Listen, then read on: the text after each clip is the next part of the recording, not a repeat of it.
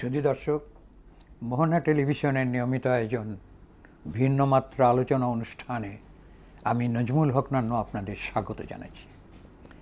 আজকে আমাদের এই গুরুত্বপূর্ণ আলোচনা অনুষ্ঠানের বিষয়বস্তু নির্ধারিত হয়েছে প্রধানমন্ত্রী তারেক রহমানের বিদেশ সফর এবং তার পরবর্তী অধ্যায়। এই অনুষ্ঠানটি সরাসরি সম্প্রচারিত হচ্ছে, তাছাড়া ইউটিউব এবং ফেসবুকেও সরাসরি প্রচার করা হচ্ছে। এছাড়া আগামীকাল সকাল 6:50 পুনরায় মোহনা টেলিভিশনের নিজস্ব চ্যানেলে আপনারা অনুষ্ঠানটি দেখতে পাবেন। আমাদের এই আলোচনা অনুষ্ঠানে আজকে দুজন বিখ্যাত রাজনীতি বিশ্লেষক, বুদ্ধিজীবী উপস্থিত হয়েছেন। আমরা তাদের সাথে পরিচিত হই। গবেষক, লেখক জনাব রুহুল আমিন এবং সিনিয়র সাংবাদিক মুন্সি আব্দুল মান্নান। আপনাদের দুজনকেই স্বাগত আমাদের স্টুডিওতে। সুধী দর্শক, তারেক রহমানের বিদেশ সফর, মালয়েশিয়া এবং চীন, এই সফরের পরবর্তী সময়ে সফরের কতটুকু গুরুত্ব আছে, কতটা সাফল্যমণ্ডিত হয়েছে, আলোচনা কোন পর্যায়ে গিয়েছে, এসব বিষয়ের পরে আমাদের দেশের যে উন্নয়নমূলক কর্মকাণ্ড হবে, চীনের সহযোগিতা, মালয়েশিয়ার সহযোগিতা, সেই বিষয়ের উপর রাষ্ট্র কাঠামো কীভাবে প্রস্তুত করতে হবে, কিভাবে আজকে আমাদের দেশের মধ্যে সুশৃঙ্খল একটি প্রশাসন ব্যবস্থা, দুর্নীতিমুক্ত প্রশাসন ব্যবস্থা, পরিবহন, বিদ্যুৎ, আইন শৃঙ্খলা, সমস্ত বিষয়গুলো নিয়ে আজকে আমরা কথা বলবো। এবং এখানে বলে রাখা প্রয়োজন যে প্রধানমন্ত্রী তারেক রহমানের চীন সফরের পূর্বে, মালয়েশিয়া সফরের পূর্বে চীনের কমিউনিস্ট পার্টির নেতৃত্বে, কমিউনিস্ট পার্টির আমন্ত্রণে বিএনপির একটি ডেলিগেশন গিয়েছিল, যাকে বলা হয় হাই লেভেল ডেলিগেশন। সেই ডেলিগেশনের আমিও একজন সিনিয়র সদস্য ছিলাম এবং নেতৃত্ব দিয়েছিলেন বিএনপির মহাসচিব এবং মন্ত্রী মির্জা ফখরুল ইসলাম আলমগীর। সেখানে 10 দিনের সফরে সেখানে সব ভেতর থেকে আলাপ আলোচনা করে অনেক কিছু নির্ধারিত হয়েছিল।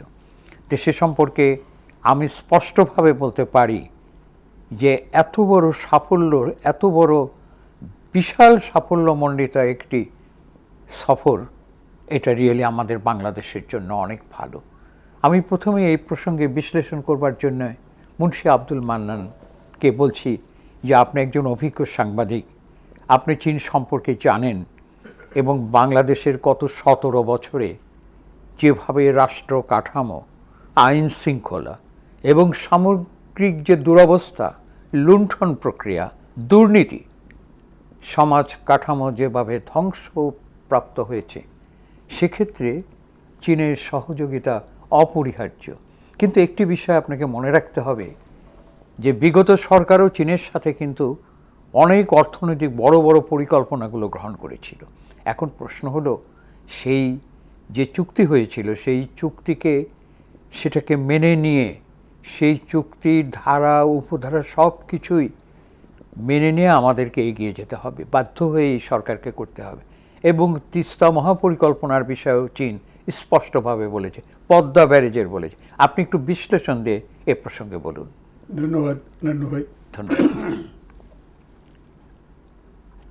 এটা খুবই আপনি যৌক্তিকভাবে উল্লেখ করেছেন যে প্রধানমন্ত্রী তারেক রহমানের মালয়েশিয়া এবং চীন সফর অত্যন্ত সফল একটি সফর হয়েছে জি, এবং ঐতিহাসিক সফর বলা যায়। ঠিকই বলেছেন।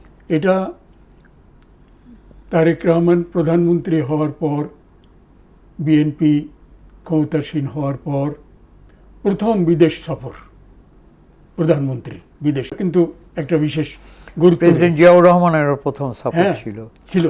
তারপর প্রধানমন্ত্রী ম্যাডাম খালেদা জিয়ারও প্রথম। 77 সালে তিনি প্রথম, জিয়াউর রহমান চীন সফর করেছিলেন।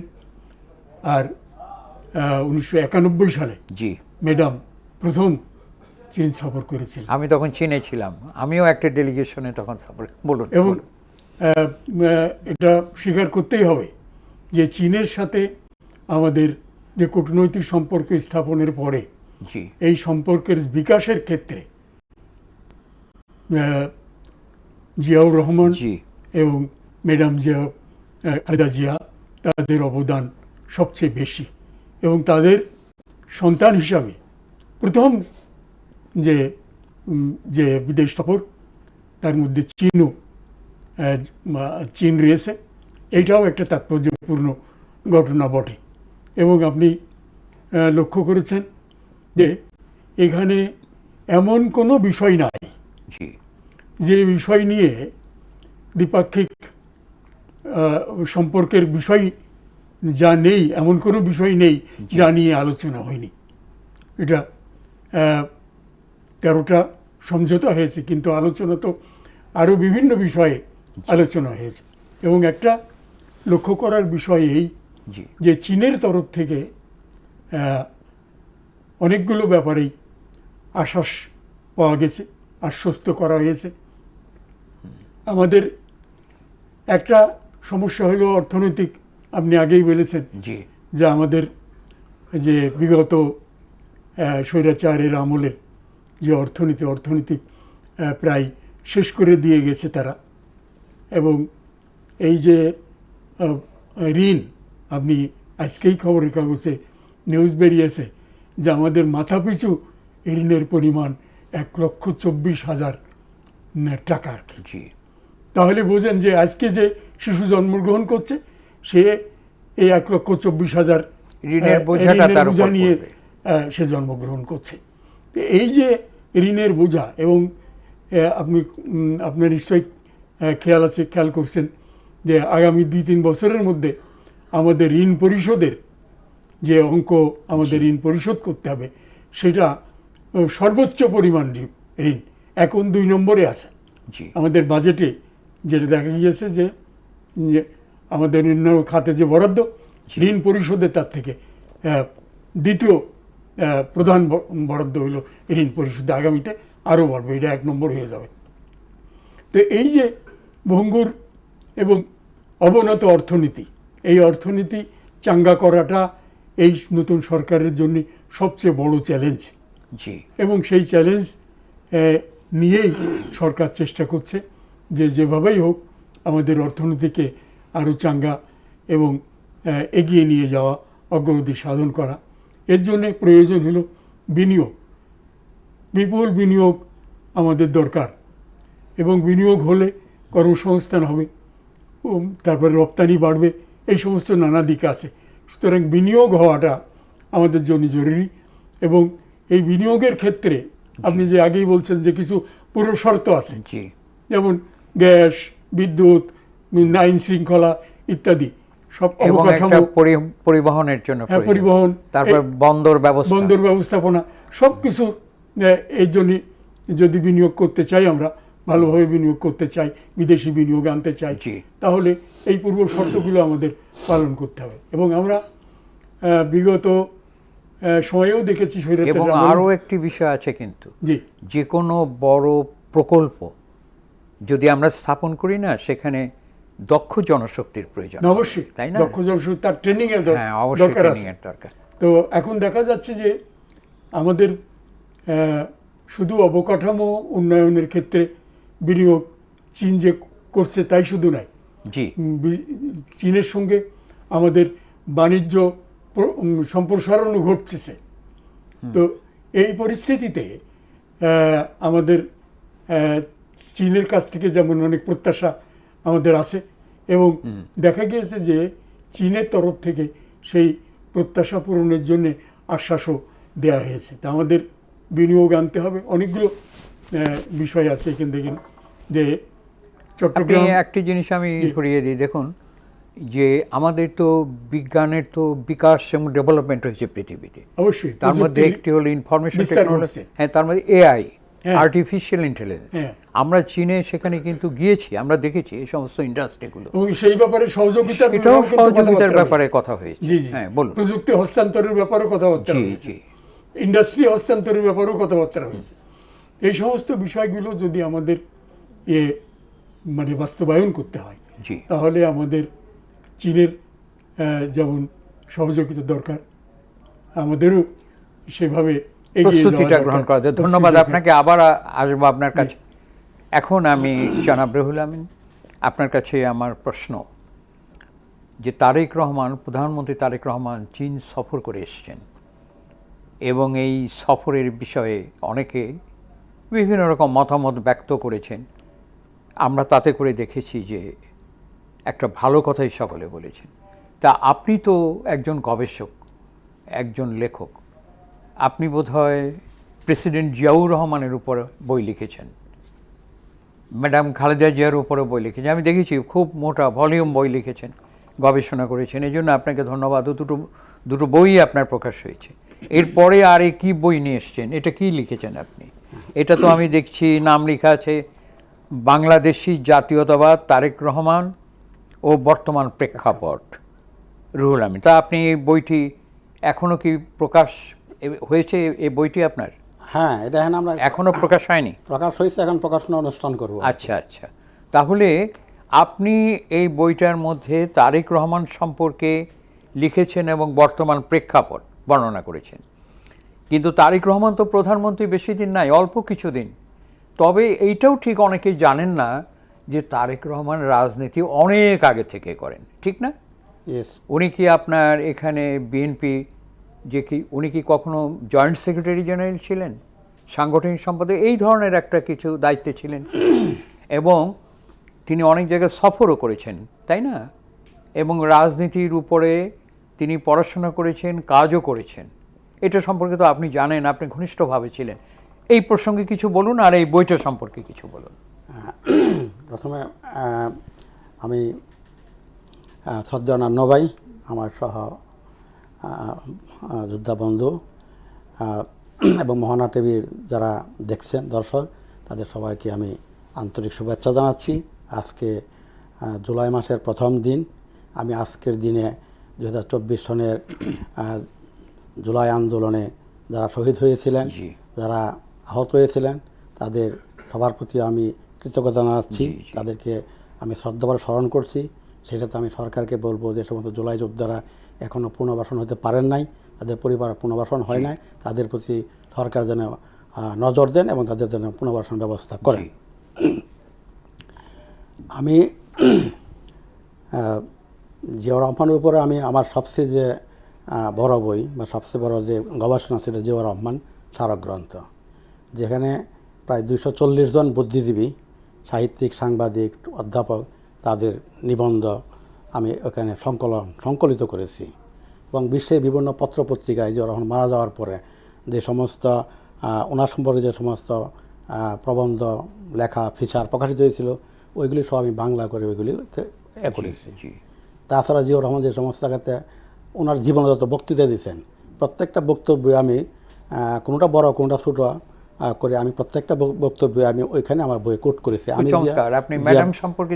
আমি জিয়া বলছি বলে একটাতে, যাই হোক। এবং জিয়াউর রহমানের পার্সোনাল ডায়েরিও সেখানে অনেকটা আছে, যেটা আমি নিজে কালেক্ট করতে পেরেছিলাম ম্যাডামের কাছ থেকে। আর ম্যাডাম খালেদা জিয়া সম্পর্কে ওনার সাথে আমার প্রথম পরিচয় 1981 সনের 30 সেপ্টেম্বর।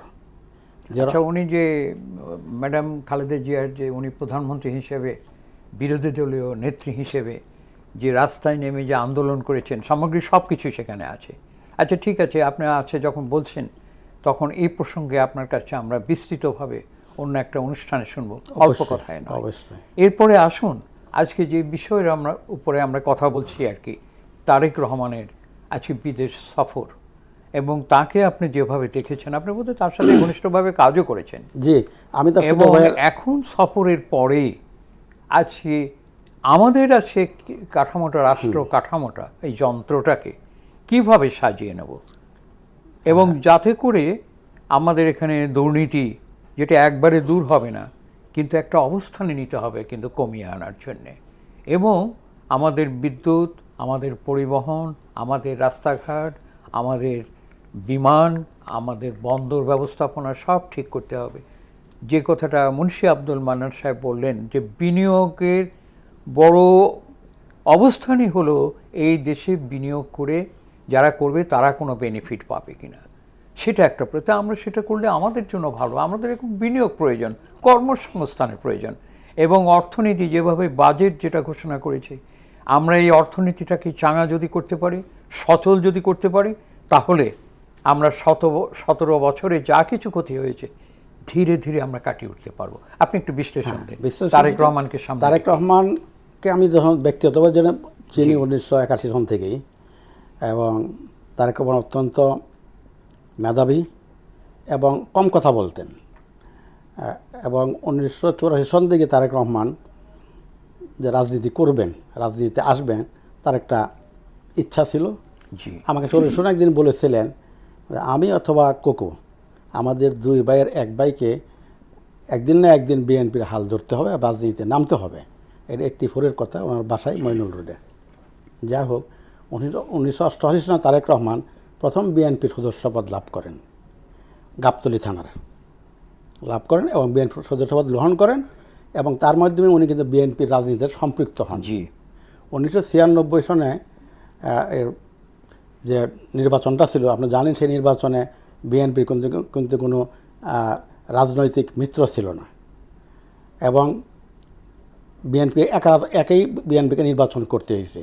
তখনও কিন্তু বিএনপির যে নির্বাচনী যে ফান্ড ম্যানেজমেন্টটা, তারেক রহমান বিএনপির কাকরাল অফিসে বসে প্রতিদিন আমি দেখেছি, আমি যত প্রতিদিন ওই অফিসে যেতাম, আমি দাসাদের তখন সিনিয়র ভাইস প্রেসিডেন্ট এই হিসেবে দেখেছি যে প্রত্যেকটা এলাকাতে বিভিন্ন এমপিরা আসতো, ক্যান্ডিডেটরা আসতো, উনি খুব সুন্দরভাবে তাদেরকে ম্যানেজমেন্ট করেছেন, এবং তার এই দক্ষতায় এবং তার মানে ওই ম্যানেজমেন্টের কারণেই কিন্তু বিএনপি শত প্রতিকূলতার মধ্যে টোটাল অ্যাডমিনিস্ট্রেশন তার বিএনপি বিপক্ষে ছিল, এবং বিএনপি বিভক্ত হয়নি, আরো ঐক্যবদ্ধ হয়েছে। 120টা সিট বিএনপি পেয়েছিল, একটা বিরাট ভূমিকা রাখছেন। এখন আসুন যে বিদেশ সফরের প্রেক্ষাপটে যে প্রশ্নটা আপনাকে রাখা হয়েছে, সেই প্রশ্নের উত্তরে আপনি চলে আসুন। সেই প্রশ্নের উত্তরে আমি বলবো তো, তারেক রহমান প্রথম মালয়েশিয়া গেছেন, তারপর চীনে গেছেন। মালয়েশিয়াতে যাওয়ার ওনার একটা কারণ ছিল, মালয়েশিয়াতে বাংলাদেশের বেশ কিছু শ্রমিক, প্রায় 2000-এর উপরে কিন্তু জেলে আটকা ছিলেন, যাদেরকে আওয়ামী লীগ আমলে 4টা এজেন্সি বিভিন্নভাবে প্রতারণা করে মালয়েশিয়া নিয়ে গেছেন, তাদেরকে কোনো চাকরি দেন নাই, এবং তারা জেলে অত্যন্ত মানবেতর জীবনযাপন করতেছেন। এবং বেশ কিছু মানে আমাদের দেশের শ্রমিক যারা রাস্তাঘাটে শুয়ে আছেন, রাস্তাঘাটে অত্যন্ত অমানবেতর জীবনযাপন করতেছেন। যে জিনিসটা বলতে চাচ্ছেন, আমার মনে হয় বিগত সরকারের আমলের ঘটনাটা, কিছু সংখ্যক এজেন্সি মালয়েশিয়ার সাথেও প্রতারণা করেছে, বাংলাদেশের জনগণের সাথে প্রতারণা করেছে, যারা তাদের সাথে প্রতারণা করেছে সহযোগিতায়, এবং সম্ভবত একজন জেনারেল যিনি এখন কারাগারে আছেন, লেফটেন্যান্ট জেনারেল মাসুদউদ্দিন চৌধুরী, এবং তিনি হাজার হাজার কোটি টাকা নিয়ে মানুষকে সম্পূর্ণভাবে এই গরিব সাধারণ মানুষের টাকা পয়সাগুলো নিয়ে প্রতারণা করেছে। লেফটেন্যান্ট জেনারেল মাসুদউদ্দিন চৌধুরী খালি একা নয়, সেখানে 4টা ফার্ম কাজ করতো। ওই 4টা ফার্মের মধ্যে একটা ফার্মের মালিক লেফটেন্যান্ট জেনারেল মাসুদউদ্দিন চৌধুরী, 2টা ফার্মের মালিক তৎকালীন অর্থমন্ত্রী আমাদের যে লোটাস কামাল বলা হয়, ওনার 2টা ফার্ম ছিল, একটা ওনার নামে, একটা কোনো মেয়ের নামে। আরেকটা ফার্ম ছিল আপনার হইল নিজাম হাজারি, ফেনীর যে এমপি ছিল। এই 4টে ফার্মের লোকজনই মানুষের সাথে প্রতারণা করছে, মানুষের কাছে লক্ষ লক্ষ টাকা নিয়েছে, এবং মানুষকে রাস্তায় বসাই দিয়েছে। অনেকে জেলে ছিল, অনেকে অত্যন্ত মানবতার জীবনযাপন করছিল। তারেক রহমান সেইটা মালয়েশিয়ার প্রধানমন্ত্রী এটা বলুন যে সামগ্রিকভাবে কত হাজার কোটি টাকার এখানে আজকে তারা প্রতারণা করে এই মানুষদের কাছ থেকে নিয়েছে, এবং তৎকালীন সরকারের মানে এই মানে মন্ত্রণালয়, তাদের যে মন্ত্রণালয় ছিল, সেই মন্ত্রণালয়ের সহযোগিতায় কাজগুলো করে। আবার মালয়েশিয়ার সাথে যে চুক্তি করেছিল, মালয়েশিয়া সেখানে বলেছিল যে মানুষকে এখানে আমাদের আনতে হলে এই ধরনের প্রয়োজন, তাদের তো একটা কিছু থাকে দেখবে, তো সেটাও করেনি। প্রতারণা দুই দিকে করছে, এবং আমার যতদূর আমি পড়েছি প্রায় 80,000 কোটি টাকার উপরে তারা এই ধরনের প্রতারণার সাথে সম্পৃক্ত এই 4টা ফার্ম করেছে আর কি। কেউ হয়তো কম, কেউ হয়তো বেশি, এই আর কি। এখন তারেক রহমান এখানে গিয়ে আপনার কিন্তু যেটা মানে ইমিডিয়েট রেজাল্ট হয়েছে, যারা জেলে ছিল তাদেরকে কিন্তু মালয়েশিয়ান গভর্নমেন্ট সবাইকে কিন্তু মুক্ত করে দিচ্ছে, বা মালয়েশিয়ান সরকার পরবর্তী সময়ে ওই যে আপনার যে মানে শ্রমিক নেবে এই নিয়ে আলোচনা করবে, আলোচনা করে একটা সুষ্ঠুভাবে যাতে শ্রমিক যেতে পারে। ওনা বলছে যাতে আপনার দেশের লোক যাতে মানে কোনো ধরনের প্রতারণার শিকার না হয়, যাতে আমাদের দেশের যারা এজেন্সি তারা যাতে কোনো প্রতারণার শিকার না হয়, সরকারের সাথে একটা ফ্রুটফুল লিডারশিপ আলোচনা করে নতুন করে যাতে আমরা জনশক্তি রপ্তানি করতে পারি সেরকম একটা ব্যবস্থা করে আসছে এই তো ওইখানে মালয়েশিয়া। আচ্ছা, হ্যাঁ। আমি এখন চীনে যেতে চাই। চীনে যেটা আমি বলবো যে বাংলাদেশের মতন দেশের একজন প্রধানমন্ত্রীকে চীন যেভাবে মানে রিসিপশন দিয়েছে, রাজকীয় রিসিপশন, লাল গালিচা সংবর্ধনা দিয়েছে, এটা কিন্তু বিরল। আর দ্বিতীয়ত আমি যতটুকু জানি বাংলাদেশের বা অন্যান্য দেশের প্রধানমন্ত্রী বা ছোটোখাটো দেশের প্রধানমন্ত্রী বা প্রেসিডেন্ট গেল, চীনের প্রেসিডেন্ট বা চীনের প্রধানমন্ত্রী দুইজন একসাথে দেখা করেন একই ট্যুরে, এটা সাধারণত হয় না। তো তারেক রহমানকে কিন্তু চীনের প্রেসিডেন্ট এবং চীনের প্রধানমন্ত্রী দুজনেই কিন্তু দেখা করেছেন, এবং অন্যান্য মন্ত্রীরা তার সাথে দেখা করছেন, কথা বলছেন, এবং এখানে একটা সম্মেলনও করেছেন, উনি বিনিয়োগকারীদের সম্মেলনও করেছেন। সেই দিক দিয়ে আমি বলবো একটা বিনিয়োগের জন্য একটা অফিসও করা হয়েছে। সেই দিক দিয়ে আমি বলবো তারেক রহমানের যে ওই চীন সফরটা আমার দৃষ্টিতে তার কূটনৈতিক সাফল্য 10-এর মধ্যে একদম নয়, এবং তার যে অর্থনৈতিক যে সম্ভাবনা আমাদের দেশে আছে, আমার মনে হয় 10-এর মধ্যে আমি 8 দিতে পারি।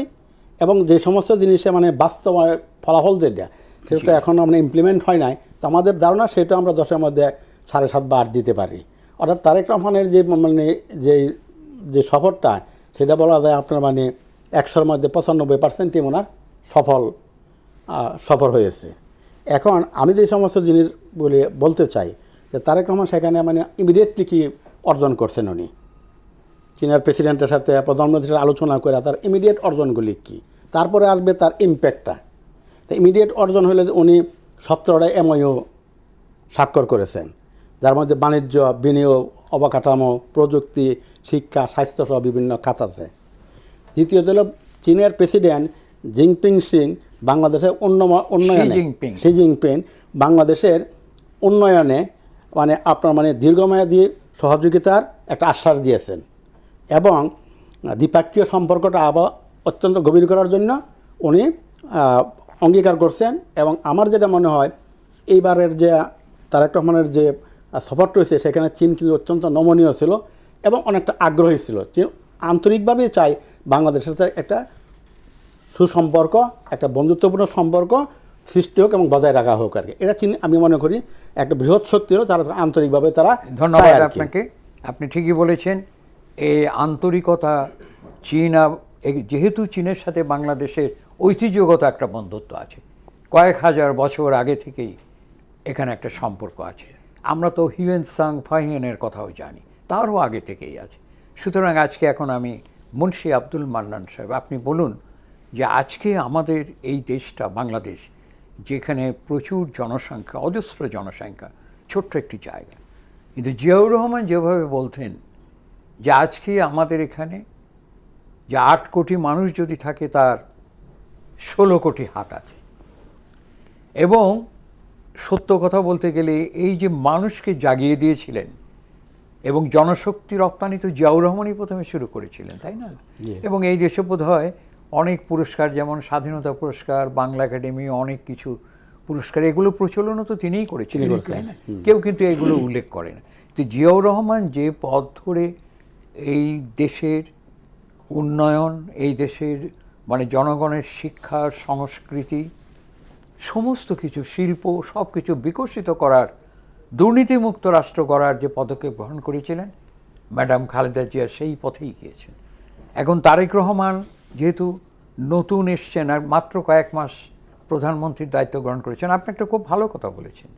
কথা উনি কিন্তু খুব কম বলছেন, কিন্তু কাজের গতিটা কিন্তু খুব খুব অত্যন্ত দ্রুত গতিতে কিন্তু কাজগুলো করছেন। তো মুন্সি আব্দুল মান্নান সাহেব, আপনি বলুন যে আজকে কোন শিল্প কলকারখানাগুলো আমাদের বাংলাদেশের জন্য একান্ত অপরিহার্য, এবং এর সাথে একটি পানি উন্নয়নের একটি বিষয়ও আছে, আপনি এই বিষয়ে বিশ্লেষণ করুন। না, আমাদের তো ধরেন এখানে সম্ভাবনা অনেক শিল্পেরই রয়েছে। জি, আমাদের দেশের শিল্পের যে বিকাশ, সেটা তো সেভাবে হয় নাই।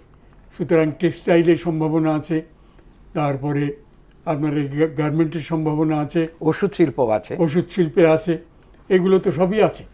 এবং আপনার লক্ষ্য করার বিষয় হলো এই আপনি ইনফরমেশন টেকনোলজির কথা বলেন হ্যাঁ, information এবং technology, ইঞ্জিনিয়ারিং, ICT, তারপরে আপনার ICT, হ্যাঁ সব আইসিটি কিছু। এটা লাগবে, তারপরে এআই, আর্টিফিশিয়াল ইন্টেলিজেন্স। Intelligence, এগুলোর আমাদের সহযোগিতা দরকার, এগুলোর উন্নয়ন দরকার, প্রযুক্তি এর হস্তান্তর দরকার। আমাদের এখানে দিলেই আমাদের এখানে কর্মসংস্থান হবে। এবং একটা জিনিস লক্ষ্য করেন জি যে আমাদের প্রধানমন্ত্রী চীনেও এই সম্পর্কে কথা বলেছেন যে জি তারা এই বাংলাদেশের যুবকদের তার ম্যান্ডারিন ভাষা জি জি। শিক্ষা দিতে চান। হ্যাঁ, এবং চমৎকার, তাতে চমৎকার, হ্যাঁ। চীন কিন্তু খুবই আগ্রহ প্রকাশ করছেন। কেন ম্যান্ডারিন ভাষা আমাদের লোকদেরকে শিক্ষা দিতে হবে? সেটাও কিন্তু জনসংখ্যার স্থানান্তর, জি যা জনসংখ্যা রপ্তানির জন্যে, অর্থাৎ আগামীতে চীনেও বিপুল জনসংখ্যা মানে রপ্তানি করা যায়। রপ্তানি করার সম্ভাবনা মানে তৈরি কর্মসংস্থানের সম্ভাবনা। সম্ভাবনা আছে। সেই সম্ভাবনাকে সামনে রেখেই এই ম্যান্ডারিন ভাষা শিক্ষার কথা তিনি বলছেন। এবং আপনি দেখেন যে চীনের যে বাংলাদেশের প্রতি, আমাদের সহ আলোচক একথা বলছেন, বাংলাদেশের প্রতি অকৃত্রিম একটা জি ভালোবাসা বা বন্ধন চীন পোষণ করে। এবং আপনি বলছেন যে জি। চীনের সাথে সম্পর্ক এই 20-50 বছরের নয়, হাজার হাজার বছর আগে জি। তাদের সাথে আমাদের বাংলাদেশের সাথে সখ্য আছে। এবং একটা জিনিস লক্ষ্য করেন যে যখন শি জিনপিংয়ের সাথে তারেক রহমানের কথা হয়েছে, মিটিং হয়েছে যেখানে, সেখানে দেখা গেছে যে তিনি অনেকগুলো কথা বলেছেন, শি জিনপিং অনেকগুলো কথা বলেছেন। তার মধ্যে একটি হলো এরকম যে নতুন যুগে অভিন্ন ভবিষ্যতের বাংলাদেশ চীন সম্প্রদায় গঠন করতে হবে। অর্থাৎ আগামীতে জি বাংলাদেশ এবং চীন একটা অভিন্ন সম্প্রদায় হিসাবে গণ্য হবে, সেটা গঠন করার ব্যাপারে চীনের আগ্রহ আছে। আগ্রহ। এবং আরেকটি বিষয় বলেছেন যে মিয়ানমারের পাশ দিয়ে যে হ্যাঁ, করিডোর। মিয়ানমারের এই করিডোরের কথা হ্যাঁ, বলছেন। করিডোরের আর একটা কথা। জিনিস যেটা বলছেন সেটা খুবই মানে তাৎপর্যপূর্ণ এবং গুরুত্বপূর্ণ, এই কারণে যে বাংলাদেশের আপনি আলোচনা প্রসঙ্গে বলছিলেন হ্যাঁ ওই যে করিডোরের প্রশ্নটা, না, যেটা করিডোরের করিডোর। প্রশ্নে একটু তার একটু আগে একটু কথা বলুন, বলে নিই। সেটা হলো যে শি জিনপিং বন্ধুত্বের প্রতিশ্রুতি দিয়েছেন এবং তিনি পরিষ্কার বলছেন যে বিশ্বস্ত বন্ধু, ভালো প্রতিবেশী এবং নির্ভরযোগ্য অংশীদার হিসাবে জি চীন বাংলাদেশের সাথে সম্পর্কটাকে বিবেচনা করে। তিনি আরেকটা কথা বলেছেন যে বাংলাদেশের স্বাধীনতা, সার্বভৌমত্ব এবং আঞ্চলিক অখণ্ডতার জি পক্ষে চীন সবসময় আছে এবং যে কোনো হস্তক্ষেপের বিপক্ষে বিরোধিতা করে, হ্যাঁ, এবং এবং বাংলাদেশের পাশে থাকবে সব। হ্যাঁ, সবসময় বাংলাদেশের পাশে। এটা কিন্তু বাংলাদেশের জন্য একটা বিশাল একটা অবশ্যই, অবশ্যই। মানে লাভের দিক এবং আশাব্যঞ্জক একটা দিক যে চীনের মতো একটা পরাশক্তি, অর্থনৈতিক পরাশক্তি এবং সামরিক দিক থেকেও দ্বিতীয় পরাশক্তি, সেই হিসাবে তারা যখন আমাদের স্বাধীনতা, সার্বভৌমত্ব, আঞ্চলিক অখণ্ডতা রক্ষা এবং বিদেশি হস্তক্ষেপের বিরুদ্ধে থাকবে এবং প্রতিশ্রুতি দিবে আমাদের বন্ধুত্বের, উন্নয়নের অবশ্যই। এবং বিকাশের। অবশ্য আমাদের বাংলাদেশের আমাদের সংবিধান এবং আমাদের নীতিও আছে যে সকলের সাথে আমাদের বন্ধুত্ব। জি জি জি। আমরা চীনের সাথে বন্ধুত্ব করছি, তার অর্থেই না যে অন্যদের সাথে আমাদের বন্ধুত্ব হবে। সম্পর্ক খারাপ আমরা হবে। পার্শ্ববর্তী রাষ্ট্র ভারতের সাথেও আমাদের বন্ধুত্ব সম্পর্ক হবে। থাকবে। আমাদের শ্রীলঙ্কার সাথে থাকবে, মালদ্বীপের সাথে জি, জি। থাকবে, ভুটানের সাথে থাকবে, পাকিস্তানের সাথে থাকবে। এবং আমাদের স্বার্থ সংরক্ষণের জন্য যা যে করার কোনো দরকার, দেশের আমরা সেটা হ্যাঁ, করব। সেটা করবো। আর আপনাকে যেটা বলুন। বলছিলেন সেটা হলো যে করিডোরের কথা, যে অর্থনৈতিক করিডোর আচ্ছা, হ্যাঁ, যেটা, বলুন। সেটা প্রতিশ্রুতি, এইটা প্রস্তাবটি শি জিনপিং আমাদের প্রধানমন্ত্রীর কাছে দিয়েছেন সেই বৈঠকে। এবং এইটার একটা অর্থনৈতিক করিডোর, এটা বাংলাদেশের সাথে, মিয়ানমারের সাথে এবং চীনের সাথে এটা হবে।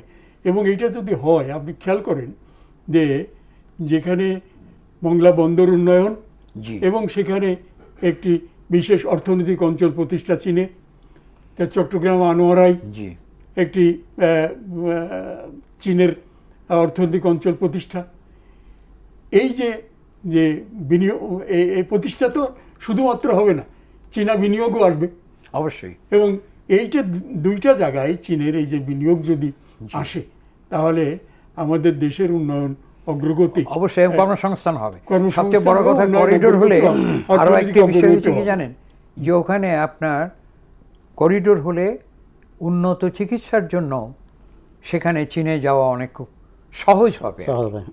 এবং এই স্থলপথে কিন্তু করিডোর হলে ব্যবসা বাণিজ্য অনেক বৃদ্ধি না, পাবে। সাংঘাতিক। ধন্যবাদ আপনাকে। আপনার কাছে আসছি এই জন্য যে আমরা জানি যে আমাদের রোহিঙ্গা একটা বড় সমস্যা। Yes.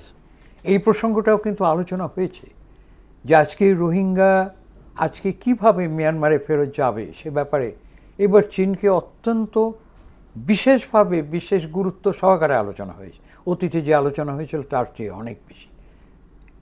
প্রথমত এই বিষয়টি। দ্বিতীয় বিষয়টি হলো যে আমাদের এখানে ফারাক্কা একটি বড় সমস্যা আছে, তিস্তা মহাপরিকল্পনা সেটাও একটা বড় সমস্যা। এই বিষয়গুলো নিয়ে বিস্তৃত আলোচনা হয়েছে এবং সেখানে চীন আগ্রহ সহকারে বিশেষ গুরুত্ব দিয়ে প্রধানমন্ত্রী তারেক রহমানের সাথে আলোচনা করেছেন। এ ব্যাপারে তারা সমাধান করবেন, তিস্তা মহাপরিকল্পনা বাস্তবায়নের ঘোষণাও দিয়েছেন। আপনি বিশ্লেষণ করুন। আমি প্রথম যেটা বলবো, আমি প্রথম রোহিঙ্গা নিয়ে আলোচনা করি। বাংলাদেশে তো এখন 12 থেকে 13 লক্ষ রোহিঙ্গা অবস্থান করতেছে। মিয়ানমার গভর্নমেন্ট সম্প্রতি 2,90,000-এর মতন যারা রোহিঙ্গা আছে তাদেরকে মিয়ানমারের নাগরিক হিসেবে তারা স্বীকৃতি দিয়েছে। অর্থাৎ ধরা যায় এই 2,90,000 রোহিঙ্গাকে মিয়ানমার ফেরত নিতে বাধ্য অথবা নিবে। কিন্তু আমাদের তো আরও প্রায় 10 লক্ষ রোহিঙ্গা এখন তারপর থাকবে। মিয়ানমার সম্পূর্ণ চীনের উপর ডিপেন্ডেন্ট। সুতরাং একমাত্র কান্ট্রি চীন, তারা যদি মনে করে বাংলাদেশের এই রোহিঙ্গা ইস্যুটাকে সমাধান করবে, তারা কিন্তু সমাধান করতে পারবে এবং তাদের দ্বারা এটা সম্ভব।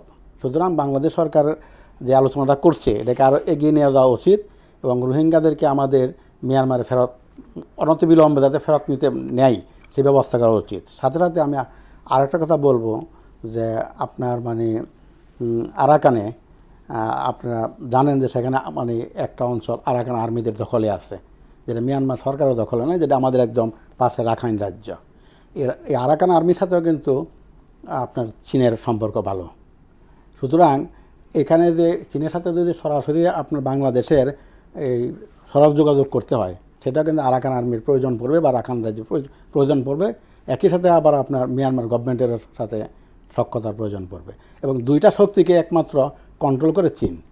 সুতরাং চীন যদি আমাদের প্রতি আন্তরিক হয় এবং চীনের সাথে যদি আমাদের বন্ধুত্বটা খুব ভালো হয়, তা আমরা মনে করি, আমি মনে করি অন্তত 1 বছরের মধ্যেই আমরা রোহিঙ্গা সমস্যাটা সমাধান করার অন্তত 80% সমাধান করতে পারবো। এটা আমি এখানে সরাসরি এইসব কূটনৈতিক কথাগুলো এভাবে বলতে নেই যে চীন ইচ্ছা করলে এটা করতে পারবে, ইচ্ছা করলে একটা দেশ এটা করতে পারবে, তা নয়।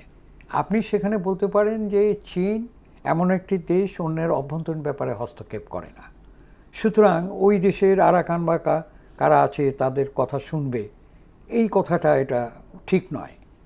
চীন কোনো দেশের অভ্যন্তরীণ ব্যাপারে হস্তক্ষেপ করে না। আপনি বলতে পারেন চীন একটি শান্তিপূর্ণ বৃহৎ শক্তি হিসাবে এশিয়ায় মিয়ানমারের সাথে তার যে সম্পর্ক আছে, রাজনৈতিক, অর্থনৈতিক এবং সামরিক সম্পর্ক, সব কিছু দিয়ে সে মিয়ানমারকে তিনি বুঝিয়ে বা কূটনৈতিক তৎপরতার মাধ্যমে বাংলাদেশের এই সংকট সমাধানের একটা গুরুত্বপূর্ণ ভূমিকা পালন করতে পারবে। এইটাই হবে কূটনৈতিক। আপনি সেটা বলেছেন, তাই নয় কি?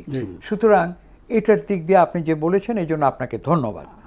এখন আসেন যে আমরা তিস্তা মহাপরিকল্পনা, এইটা যদি বাস্তবায়ন হয় গোটা বাংলাদেশের অর্থনৈতিক পরিস্থিতি পরিবর্তন হয়ে যাবে।